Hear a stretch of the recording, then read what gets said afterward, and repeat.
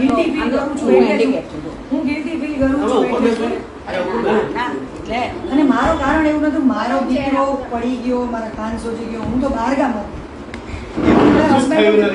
પડી ગયો નથી એને કશું સુઈ નહીં ગયો ખાલી આમ છેલ્લા 2 દિવસથી તમે સોશિયલ મીડિયામાં કદાચ એક વિડીયો જોયો છે. અમદાવાદ શહેરના ગુજરાત યુનિવર્સિટી પોલીસ સ્ટેશનના હદ વિસ્તારમાં એક પ્રજ્ઞાચક્ષુ વ્યક્તિ, એક ભાઈ, એ નાનો મોટો વેપાર કરે છે, એમનો ગલ્લો છે, દુકાન છે, અને ત્યાંથી કેટલાક અળવિતરા તત્વો અમુક પેકેટ તોડીને જતા હોય એટલે પ્રજ્ઞાચક્ષુ વ્યક્તિ હાથ વીંઝોડીને એ લોકોને રોકવાની કોશિશ કરે. કદાચ આવી કોઈ ઘટનામાં એક અમદાવાદ ગ્રામ્ય વિસ્તારના એક મહિલા પીએસઆઈ એ આ વ્યક્તિને મારે છે. એટલું બધું મારે છે કે એમની આંખ સૂજી જાય છે, કદાચ એમની આંખ ફૂટતા બચી ગઈ. એકથી વધારે મીડિયાની ચેનલો સમક્ષ આ પ્રજ્ઞાચક્ષુ વ્યક્તિ જણાવે છે કે મહિલા પોલીસ કર્મીએ ગુજરાત યુનિવર્સિટી પોલીસ સ્ટેશનની અંદર લઈ જઈ મને ઢોર માર માર્યો છે. આજે એ વાતને લગભગ 48 કલાક કરતા વધુ સમય થયા. આજ દિન સુધી બીજા વિસ્તારની મહિલા પીએસઆઈ ગુજરાત યુનિવર્સિટી પોલીસ સ્ટેશનની અંદર કથિત રીતે ઘૂસી આ પ્રજ્ઞાચક્ષુ વ્યક્તિને મારી જાય તો મહિલા પીએસઆઈ ઉપરાંત ગુજરાત યુનિવર્સિટી પોલીસ સ્ટેશનના સ્ટાફના કર્મચારીઓ પણ કાયદાની કલમ પ્રમાણે આરોપી બને.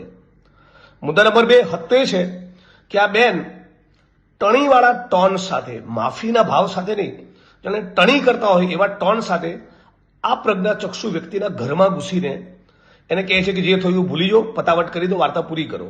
એવો આખો એમનો ભાવ, એવો આખો એમનો એટીટ્યુડ છે. જે પણ મીડિયાના લોકોએ બાઇટ્સ લીધી, બાઇટ તમે જુઓ તેના પરથી તમને સ્પષ્ટ દેખાય. હવે સવાલ એ છે કે કદાચ કાલે ઉઠીને આ પ્રજ્ઞાચક્ષુ વ્યક્તિ એ પોતાની કોઈ લાચારીના કારણે કે ગરીબ માણસ છે, સામાન્ય વ્યક્તિ છે, પોલીસ સામે ક્યાં બાત ભીડવી એવી લાગણીના કારણે કદાચ કોમ્પ્રોમાઇઝ કરી લે.